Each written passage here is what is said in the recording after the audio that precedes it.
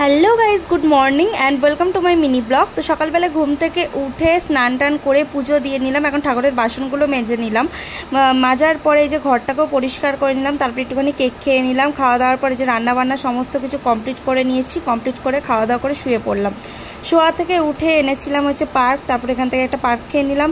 সন্ধ্যেবেলায় সন্ধ্যে দিয়ে নিলাম। আর আজকে যেহেতু ছুটি, ওই জন্য ওর সাথে একটুখানি মার্কেটে যাবো বলে রেডি হয়ে নিলাম। এখন মার্কেটে চলে এলাম। আর মার্কেট থেকে কিছু সবজি নেওয়ার দরকার ছিল, তো সেগুলোই ও নিচ্ছে, দেখতে পাচ্ছ।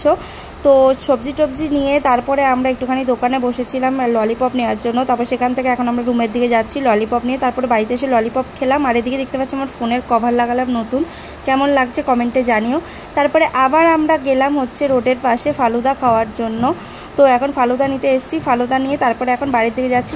বাড়িতে এসে রাতে ডিনার করে ফালুদাকে শুয়ে পড়লাম। তো ভিডিওটা কেমন লাগলো জানিও। ভালো লাগলে like comment share and subscribe করে দিও। দেখা হবে নেক্সট কোনো ব্লগে। তো চলো, টাটা।